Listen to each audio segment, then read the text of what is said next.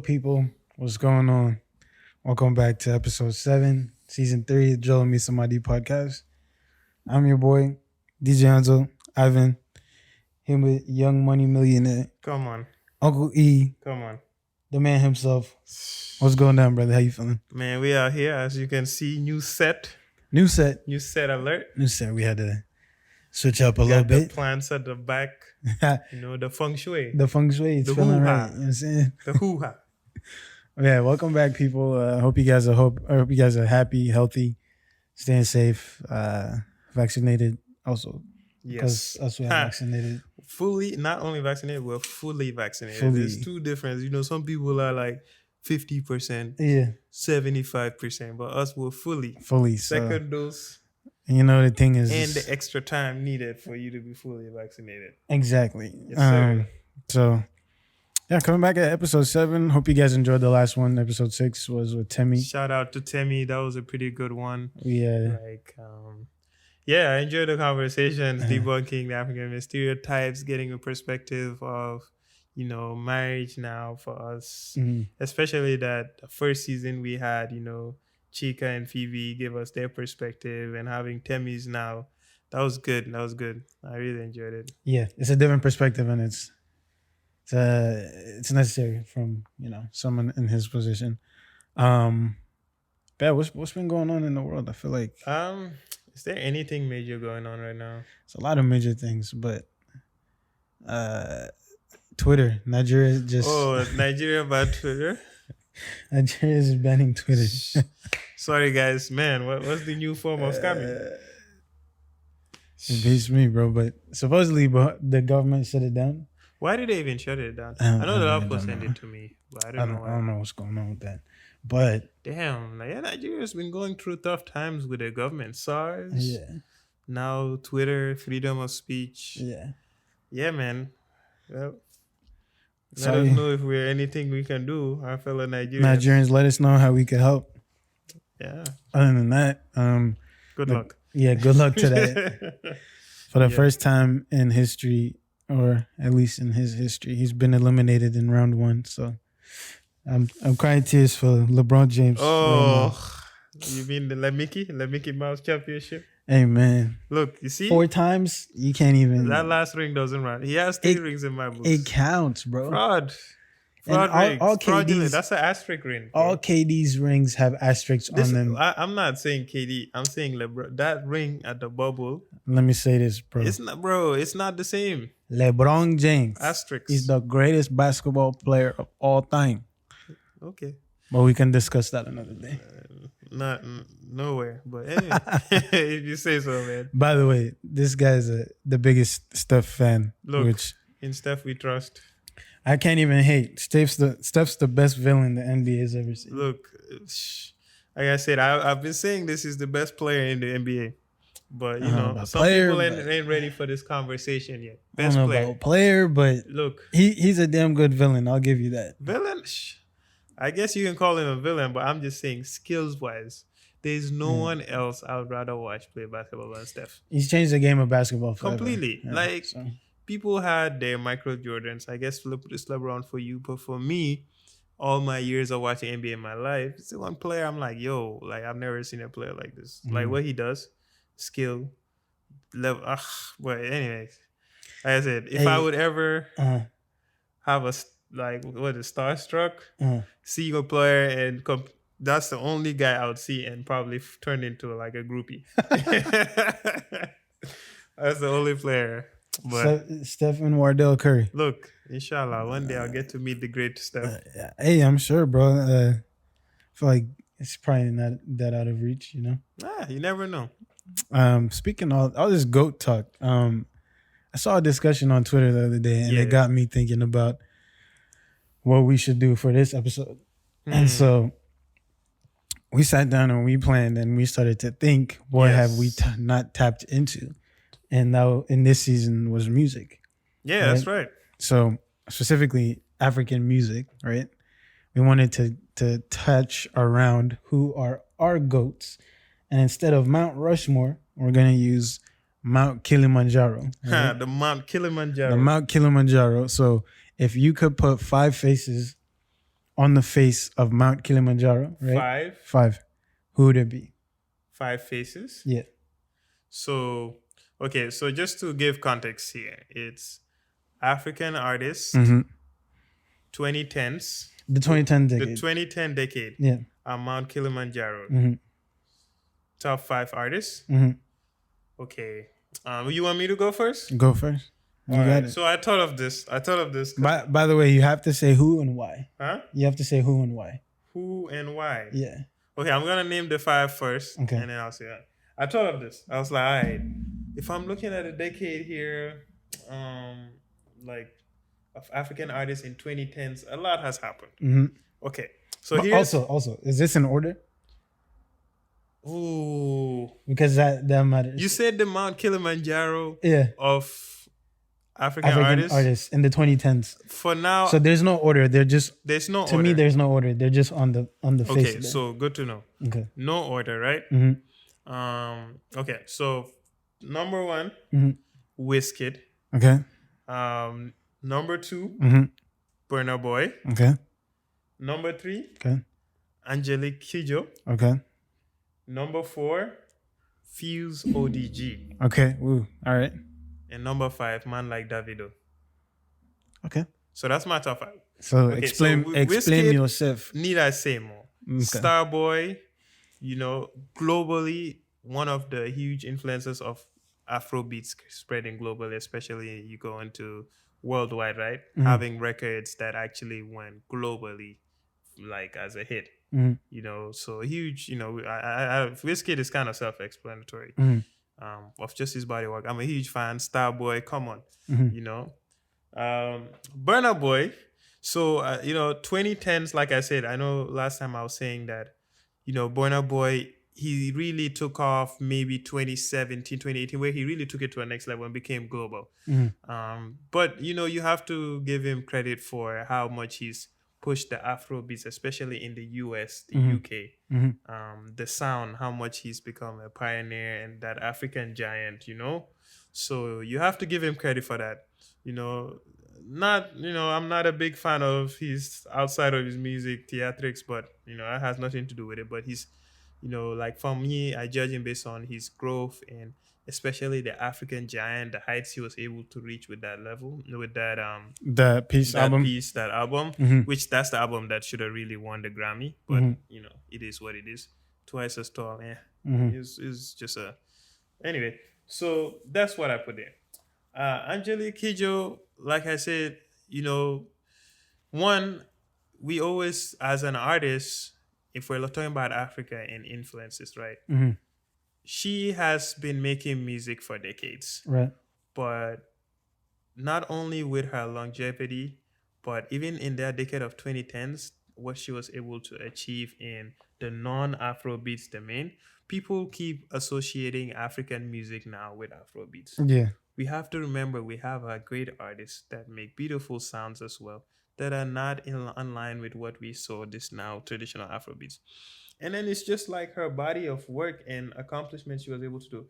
I know people were kind of salty when they gave her the Grammy over Burna Boy. But, I did some research and I just wanted to state a few of her accomplishments to know what, like, if you don't know this lady from Benin, by the way, like what she was able to achieve, like just over that decade, recognition, Grammy Awards, 08, 15, 16. And of course, the 2020, right? Last year they gave it the Grammy. Yeah. She has a Doctor of Music by Berklee College, USA. And most importantly is her influence of her sound. And that's one of the best music schools in the world too. Yes. And when you have an artist that can influence multiple different sounds and genres from Africa, Benin, for decades, and in 2010 still able to maintain that, you got to put her in the Mount Kilimanjaro. Okay. And the other guy I had to give here is Fuse ODG. Cool. I'm not complaining with that. There is no like wave of Afro beats, wave of, there's no Wizkids, the Davidos. Okay, I to me at least, the Burna Boys, the effect that they can grow globally from this Afrobeat doesn't happen from the grassroots, right? Who are the founders? Fuse ODG with the antenna, like it started the whole movement. Yeah, that being like cool, in London. in London. Yeah, Where now all of a sudden being African is now cool. It's The cool again, music, yeah. the sound, the dances. It starts, you have to always give who are the founders of this, who are the people who triggered this movement. And Fuse ODG is one I can give one of the major credits to what he was able to do. Gotta put him on Kilimanjaro. And of course, it's not only that, he like the decade too. He was able to create this whole new scene in London that, all these other artists, the Wizkids, Davidos have all reaped the benefits of. Gotta put him there. Okay. And, lastly, of course, Davido as well. You have to put him there. He's not, like I said, his music, and if we're talking about afrobeats, I like that Davido stays true to one sound. To me, at least. You know what you're going to get from Davido's album. Like Wizkid, for example, Made in Lagos, compared to his past albums, you can see different variations in sound and evolution. Okay. Davido, to me, you kind of know what you're going to get. You're going to get your few bangers here.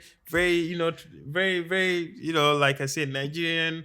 It's that sound, he's It's going like to get. almost a very brash kind Very of sound. brashish. You know what you're going to get with him. But, man, he's had hits. The guy knows how to have hits, bro. If we're talking about artists that are like like from African music and Nigerian music creating hits, the guy has hits for days, man. He always has hits. The air fall, always he knows how to make those records. Hits. They caught a wave. They play all over the place. Yeah. So those accomplishments alone, he has to be in my top 5. And I have honorable mentions. So those are still somewhere on the mountain, but not at the top. Sadoki for sure. Sakodi from Ghana. I always say his name wrong. Yeah, Sakodi, yeah, from Ghana. He's always calling him Sadoki. Sakodi for sure from Ghana. Come on, man. Big ups to Ghana. Yeah. Salty Soul. Okay. I love Tiwa Savage. Yeah. I gotta put her there. We gotta put our queens too there for being pioneers. And of course, Yusundur. Those are my honorable mentions. For my top 5. So they're not on. They're still climbing on the mountain. They're still. Or they're just for 2010s. Yeah. They didn't make it to the top. Yeah. Go ahead. Let me put on. All right. Oh. So that's his top 5. You might need to turn on. There you go. That's his top 5, no? Yeah. Okay. For my top 5, maybe you want to turn it on again. Oh, damn it. For my top 5, right? It differs from yours. One, I have a couple that are in there, and a few that are in your honorable mentions. So in no particular order. Let's get you unplug the mic. It's muted. Just. No, I'm good. Go ahead. Right. In no particular order. Diamond Platinums from Tanzania, right? Wizkid, Nigeria. Burna Boy, Nigeria. So that's 3. Sauti Sol from Kenya, number 4. And then let me come back to number 5. I'll explain why this all ties in. So we got 2 East Africa, 2 West Africa. Right? Okay. Wizkid, you don't have to explain that. His body of work. By the way, Made in Lagos is one of the best. That's a vibe, bro. From start to end. And during my lifetime, like for production value and replay value, one of the best albums I've ever heard, right? Yes. Burna Boy. Easily. I've been a Burna fan since like them times where he was, like with that little afro where he was still picking it out, the flat top. The guy struggled though. That's the time since I've been a Burna fan. Yeah. And I was telling everybody, I was like, this guy is gonna blow. Life, that album, right? The album Life. Solid. After that, On a Spaceship. All his works. My favorite work isn't even one of his Grammy-nominated works. It was Which one? Outside. Outside? From 2018. When he came here, you did come to that I concert. did not go to that concert, but I mean, Ivan talks about it and it sounded like endlessly, bro. And amazing show. I can go on about Burna for days because musically, he's just like naturally talented. Probably a product of his environment, is a product of his environment, A fella disciple, a true fella disciple. Exactly. A true fella disciple. So Wizkid, Burna, out of Nigeria, for me personally, that's just like those are the two. Those are the two guys, Okay. Because Wizzy, like, he also recognizes how to like develop his craft, right? And the importance of collaboration. Exactly. If you're speaking of collaboration, Wizkid, he's come to Uganda. He's collaborated with Ugandan artists. He's been to Kenya. He's been in South Africa, DJ Mafarisa and all them. It's just not Drake, So, you know? Exactly. Yeah, it's just not Drake. Exactly. Burna was collaborating with cats in South Africa from time, you know, so they recognize it, right? Now, we go East Africa, Sauti Sol and Diamond Platnumz. There's so many other artists I can put there, but Diamond, like, the way he's been able to transcend his sound and just push it out to the world, right? Yes. It doesn't really sell to like heavily West African populated areas in the diaspora. No. I'd say like London, it's like he's not as big there. But you go other parts of the world where there's like a lot more East Africans. Yeah. He really does his thing. And on top of that, if we go to like Cameroon, Sierra Leone, all those places, you know, Congo. Oh yeah. Diamond's doing numbers there. That's what I was about and to his say. body of music, perfect. Like he collaborates with all sorts of artists. Congolese, Nigerians, all over the place, right? Okay. Sauti Sol, it's just like I'm a big fan. They just have like a good feel to them, you know? Yeah. So and you've seen their progression from like the time where they were like, you know, them like pictures that those humbling pictures people got. It's basically been like I've seen their trajectory and I've really enjoyed it. You've seen the growth. The growth, yeah. And like just all the members of Sauti Sol are dope. Rate them highly. My last spot, I feel like this guy flies under the radar so much because he's a francophone. Fally Ipupa. Oh man, that's a good one. Fally Ipupa, That is bro. a good one. You know what? Yeah. We didn't. Thank God you did. I definitely didn't account for the francophone. Besides, you know, I have Kojo there, but still though. Yeah. Fally Ipupa. Fally Ipupa, bro. That guy has done numbers for Congo. You're right. You know? That's a worthy deserved spot too. To this day, you remember like we'd be at parties and like Original comes on. Come on, fam. All the francophones go crazy. You see them bro. now. Like, Yeah. You know? Yeah. So his body of work, like I can't even say I'm too like deep in it, but like from the bit that I've experienced, Fally Ipupa has got to be in my top 5. Mention. That's for you. Like you know, here's the thing though, right? Because he's great in the francophone environment, right? You know, especially he's big time there. But you know, why I didn't think of him, but I think that he's definitely worthy of an honorable mention spot because again, too, you know, it's global, right? You have to reach both the francophone and non-francophone market. That's true. But while the others they reach. I get what you're saying. Beyond francophone, Spanish as well. You know, like you go to South America, anywhere they'll play, you know, the Wizkids, they'll play, you know, the Davidos and, you know, and such. Yeah. So, but yeah, you're right. So that's my top 5. So honorable mentions, right? Okay, who are your honorable mentions? With these. Jose Chameleon, not a lot of people know him, but he's a Ugandan artist. Your dad knows him, actually. We were talking about him. Of course he knows it. That guy. Yeah. But he's like he's a legend in this Okay. Right? Who's like Mr. Easy? Oh, Easy. Mr. Easy, bro. Honorable mention to Easy. Easily top 3 favorite concerts for me. He was a true performer. Yeah. True professional. Which is they don't come by quickly with afrobeat. Exactly. Yeah. So the way he conducts himself, goes about business. Yeah. Mr. Easy is in there for sure. Mr. Easy. Davido, of course. Now, so Ivan, I don't know why you did not put Davido in your top 5. In my personal top 5. No, your man Kilimanjaro. In my man Kilimanjaro, yeah. Yeah, so I know, easy honorable mention, but can you elaborate? Because, here's why. Like, you gotta, come on, man. Anyway, go ahead. Let me let you have your piece first. Why you didn't put Davido? Here's why. I used to be a huge Davido fan, by the way. Like, in 2015-ish, 16, I rated Davido more than Wizkid, right? Okay. But something about, like, the production, not the production, but, like, the overall quality of the music at the end of the day, right? Where it seemed like Davido was just less talented, if you will, than the rest of them. And I don't know how to say it. Like Burna, you hear Burna's voice. That's raw talent in his voice, right? You make a point, right? Mm-hmm. Well, if you're comparing it based on level of talent as a musician, we know he damn well need auto-tune. But, here's the thing though, Ivan. Like, yes, he is not as talented. But my side is, though, he knows how to make hits. He knows how to make hits. Yeah.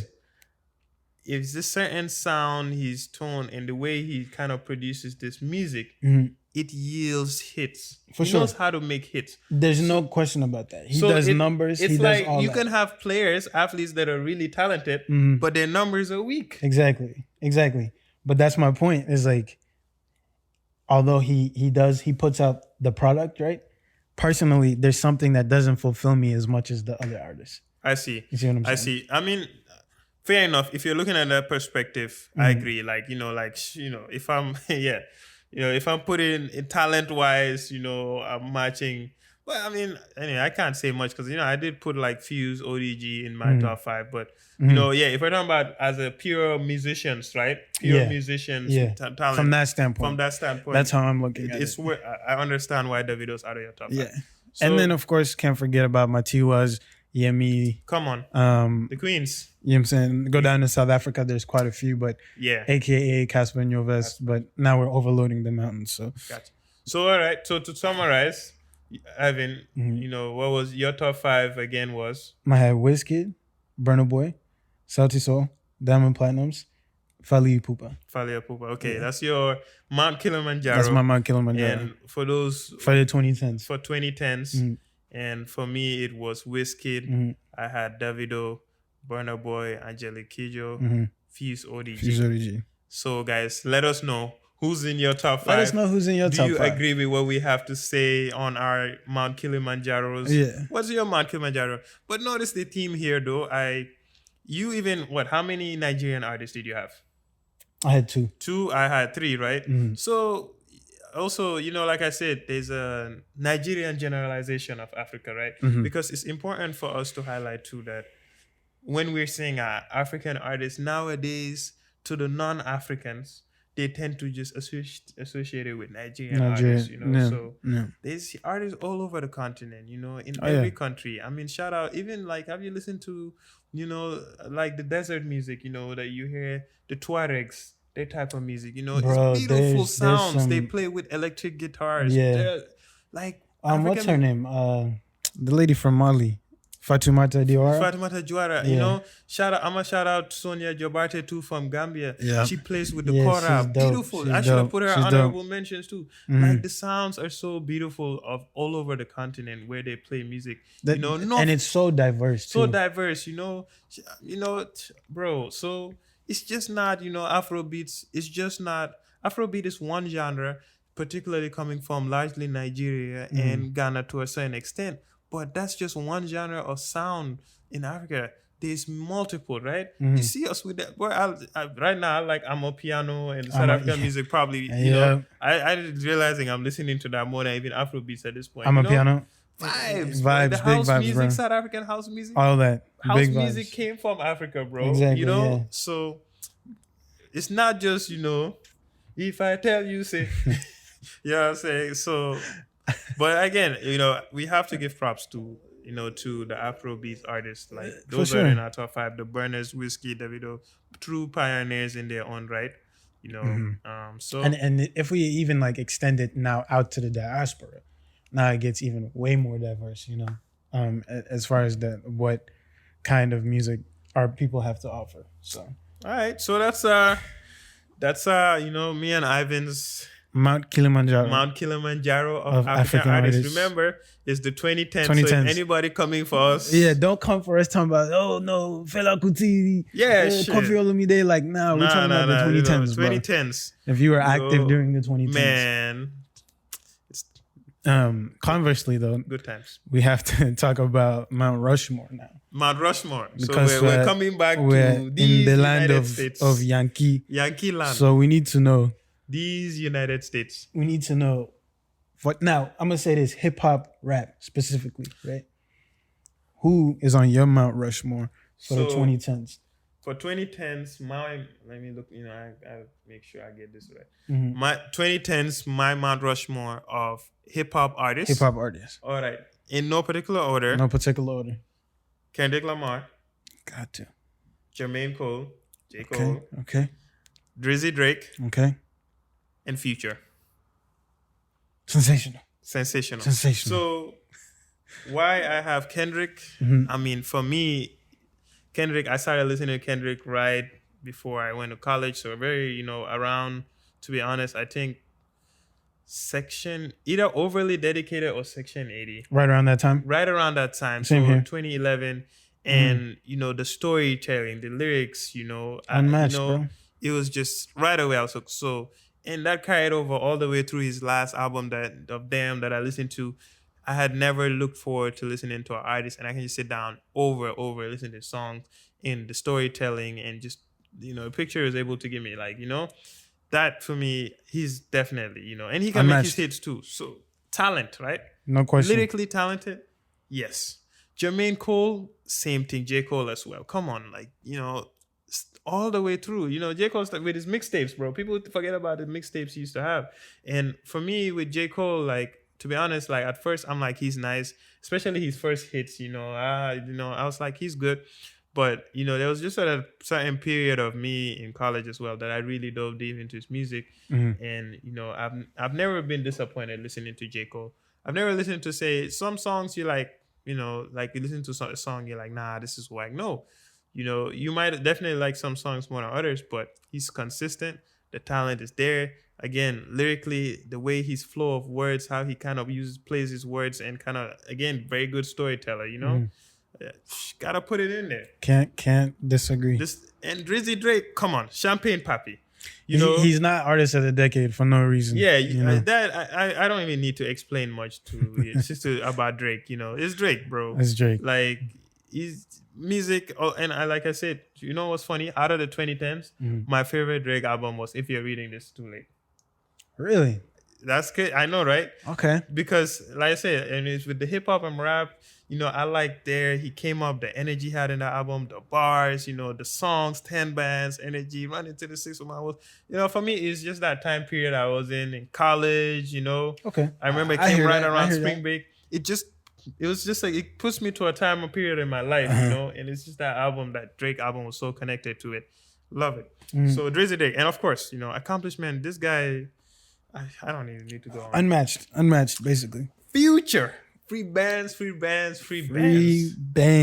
Boy, like I said, this guy had a six peat, bro. Future, especially that. When was it? The time when he dropped What a Time to Be Alive, Drake, yeah. and Dirty Sprite 2. Yeah, Monster. That Future had a crazy run. Collection was crazy. I'm telling you, and you just listen to Future bumping his car. Man, I've never, there's, some artists you listen to, you just know that it's going to uplift your mood. Mm-hmm. Listen to them, man, like I said, it just uplifts your mood. There's a certain level, the way you hear the rap with the confidence, and, it just puts you in the mood, right? It just makes you, Future is very, like I said, in one way for me, I look at it this is empowering and shit. Forget, all the other stuff, but, forget everything else. Nigga will, empowering shit. Boy, I'm telling you, the way Future used to hype you, say that, oh, man, I could go on for days with his songs, Okay. But yeah, so, like I said, and again, there's that peak of What a Time to Alive. He had just dropped Dirty Sprite 2, What a Time to Be Alive. There's that just period again, bro. That when an artist take you to a point where it takes you to a period of your life and you're just nostalgic about it. Mm-hmm.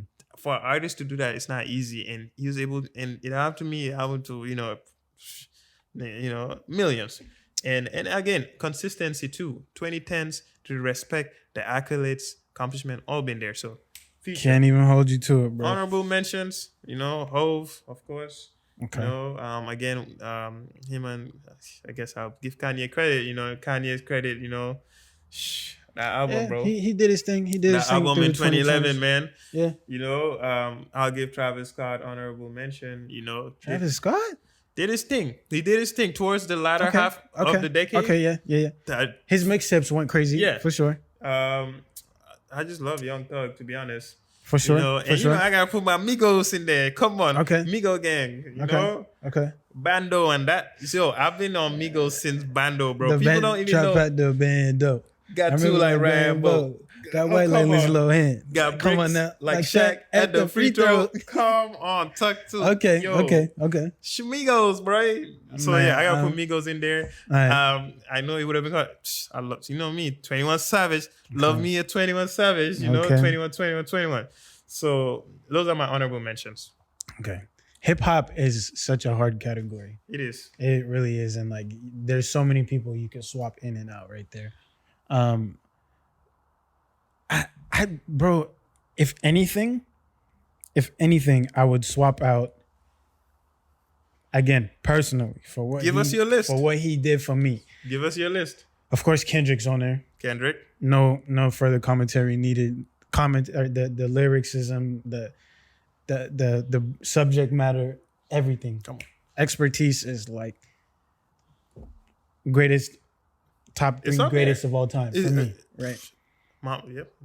To Pimp a Butterfly. I can't argue that. Going back, Section 80, overly dedicated. Like, you know what I'm saying? Like, we were really in Good Kid, Mad City.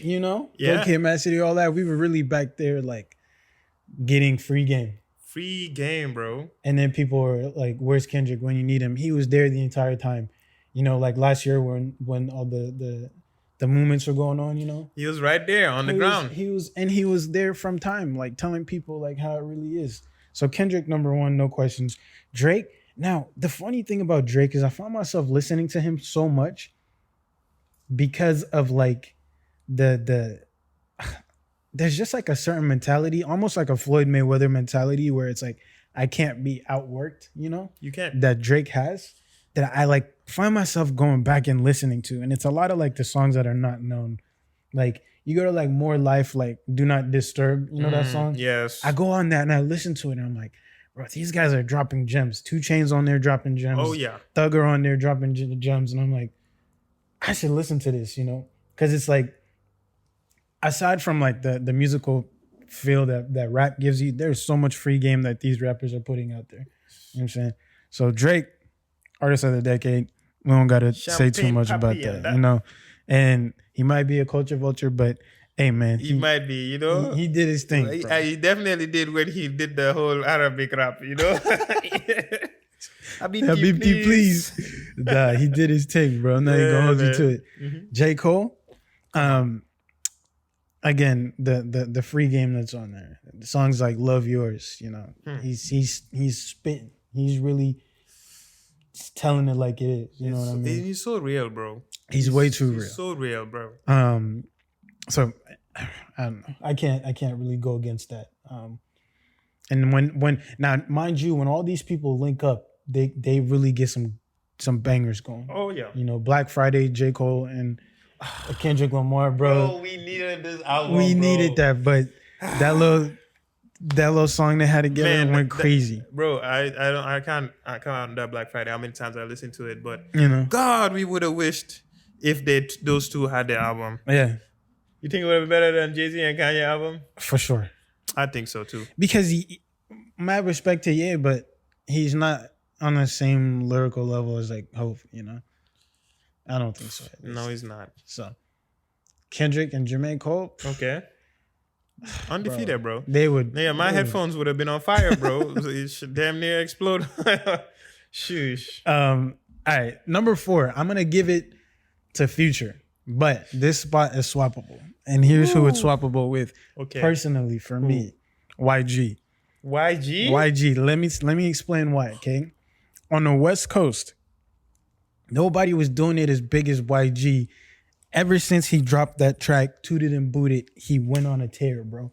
All those albums that came... Tear in the West Coast? Yeah. I mean, in the world, really. But, bro... I don't know about that. On the West, like in Seattle, everybody was on YG. Like, go to LA, and everybody's bumping YG.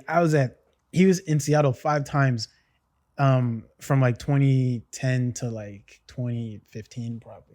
Didn't miss one concert, bro. YG did his thing in Seattle.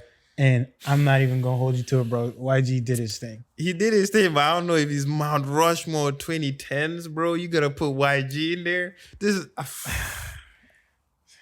this guy. Okay, and that's the thing too. He might not be as musically talented as the rest of everybody. YG of all artists, he put out hits, bro. Mount Rushmore. We're saying the best, like if aliens came, this is what we gotta offer them. Is and the aliens said that, yo, in this decade, who were the best hip hop artists you had?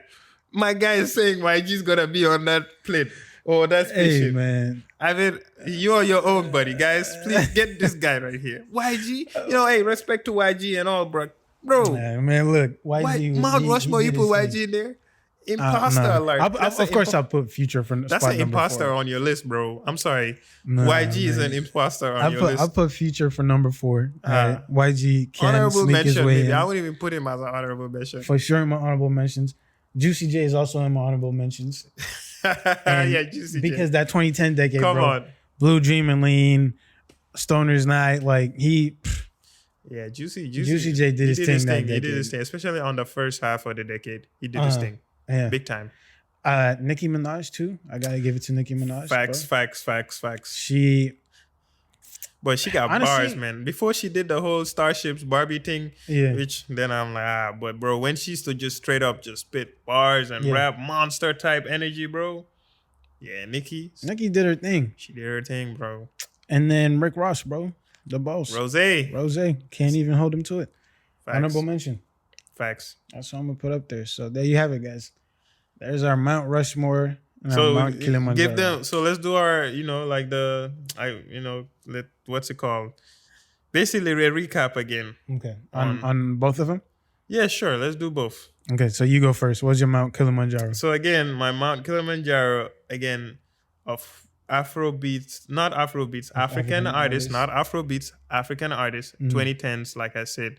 I had Angelique Kidjo there, Wizkid, Davido, Burna Boy, Peace ODG. Okay. And for hip hop rap, my Mount Rushmore of the 2010s, I had Drizzy Drake, I had Future in there, Kendrick, J. Cole.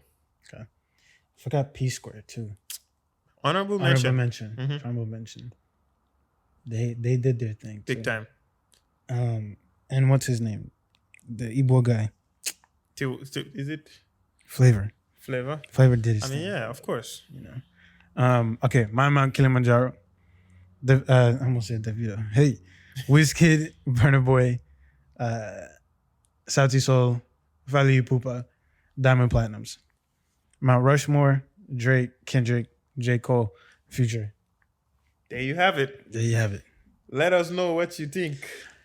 Let us know what's on your list. Yes, sir.